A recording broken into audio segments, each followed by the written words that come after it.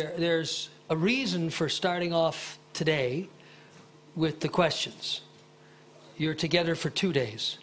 Having some of these questions clearly in mind collectively is the most useful thing that I can ever think of for engaging in a real learning process together. I've always had the attitude that questions are much more important than answers. Questions are very big. Answers are often very small. They can be useful, of course, but the challenges we face today are simply not the sort of challenges that have the answer, and we all know that.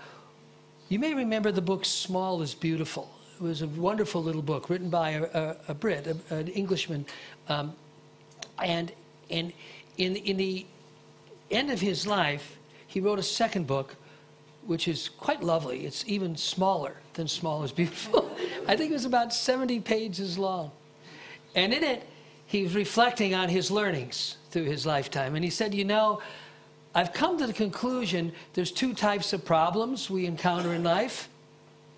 And Schumacher, E.F. Schumacher, his name, he called them converging problems and diverging problems. Converging problems are problems that do, in fact, have an answer, more or less. You know, so if I tell you I want to go from this part of Paris to another part of Paris, and I tell you what time of day it is, and we know something about the traffic, probably there's some ways to go that are much better than others. You may just say, take the subway, right? So there's an answer. But if you ask me why I want to go to that part of Paris, that's a different question. And Schumacher had a couple of beautiful comments about converging versus diverging problems. He said, I think the biggest cause of mental illness in modern society is people treating inherently diverging problems as if they should be converging. It's a really beautiful statement. Another way to say that is, how do we embrace the paradoxes, the inherent confusions, the simple fact that the most important problems in life really almost always have no answer. And I find it always so interesting in that reflection to realize that probably it wasn't a big problem for us when we were 3 or 4 years old. I don't think little children are too worried about this, because I think to be a child is to embrace the diverging nature of reality. You're not trying to get the answer. You don't even think there's a right answer. Is there a right way to speak? Of course not. We all speak in our own idiosyncratic ways. There's not even a right way to walk. If you watch carefully, we all walk in different ways. I believe the confusion and a lot of the emotional distress around converging versus diverging is really an artifact of going to school.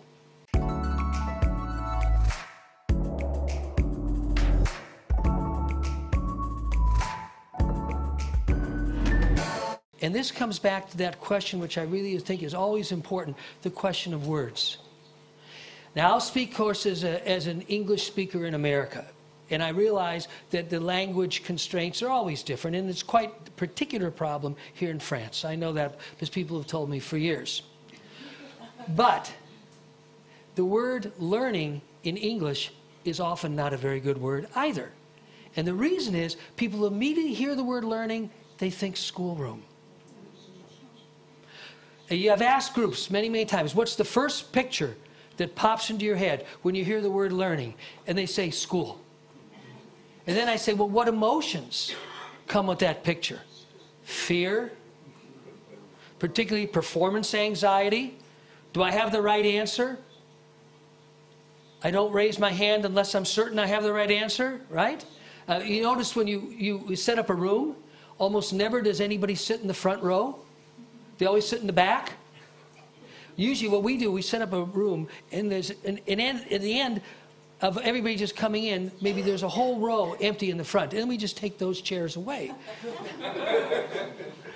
Why do we do that? Well, somehow, for most of us, early in life, we decided that it was more risky to sit closer to the teacher.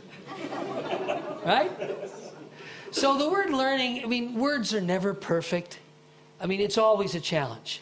And I really appreciate you bringing that up, because a lot of the art, a lot of the practice of doing any really significant change work is to find the ways of talking that work for the people who are actually engaged in the process.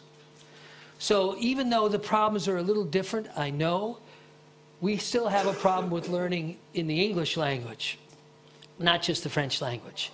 So I always say, you know, find a way to communicate that really makes sense to the people you're trying to communicate. The answer is not the right word.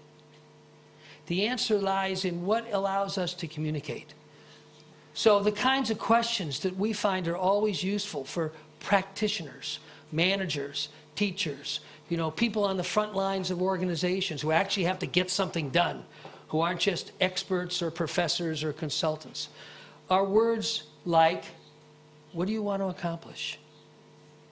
How excited are you about this work? What matters to you in this work? What matters to all of us? When have you accomplished something you were genuinely proud of? Who helped each other to accomplish it? So those are all reflective questions in a very simple sense. But usually practitioners love those kind of questions. They love thinking about, when did we do something we were proud of? What's my kind of finest moment as a teacher? And the teachers will then tell you stories about all of a sudden the eyes lit up. And I realized that kid had an insight. Whatever. So you're always trying to anchor people in the aspects of their work that they find the most meaningful. Use whatever words work. The answer is not in the right words. The answer is in the quality of the social space or the relational space that the question arises out of. So I really always appreciate those questions because they're so practical. Please do not leave this conference trying to figure out how to convince the people you work with that mental models are really important.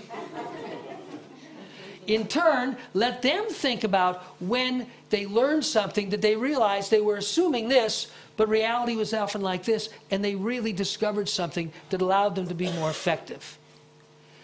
The word learning in English, again, has sort of been hijacked by the schoolroom model, but that's why I always try to get people to think about what it meant to them when they were 3 or 4 years old. Learning is very practical. The schoolroom model is not.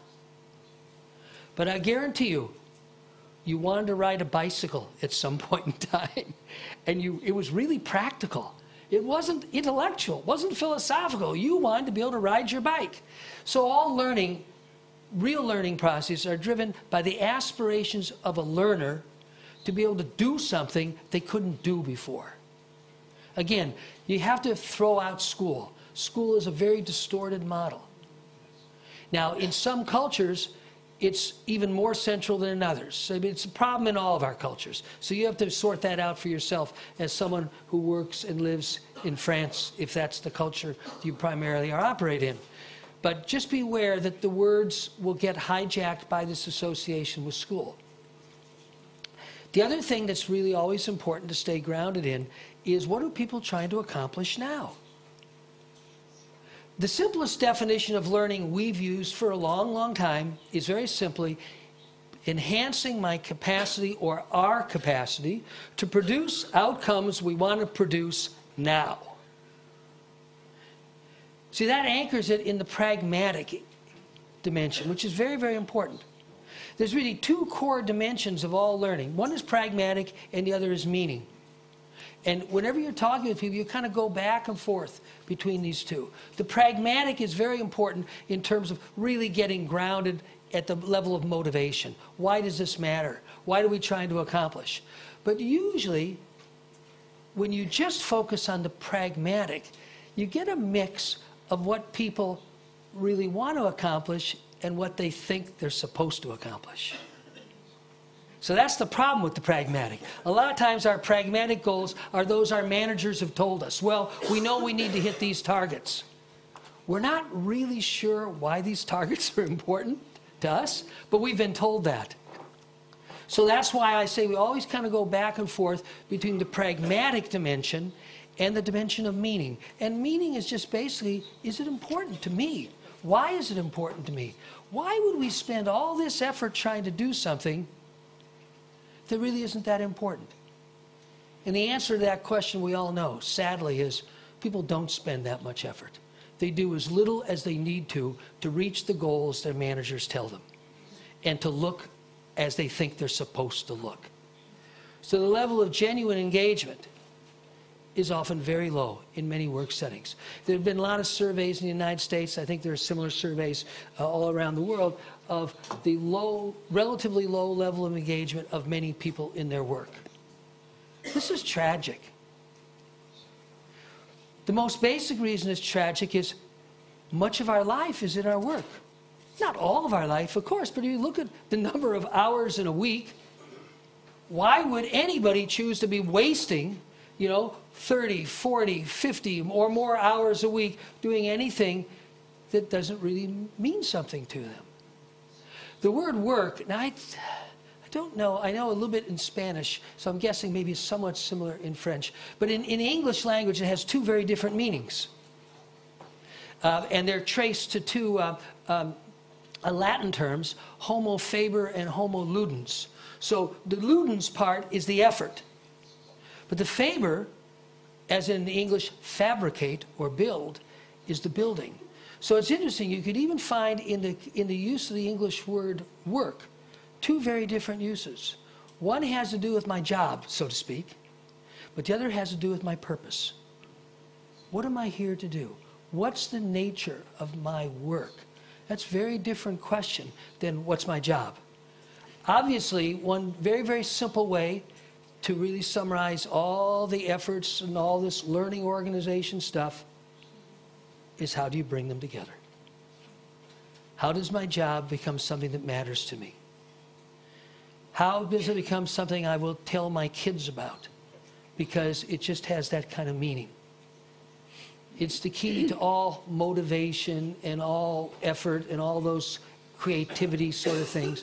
Because if the work doesn't have real meaning to me, my effort will always be that which I will give, at minimum, to something I don't really care about that much. And one of the biggest problems that managers often have is they're not very good at helping people understand why it matters. Why should it matter to you?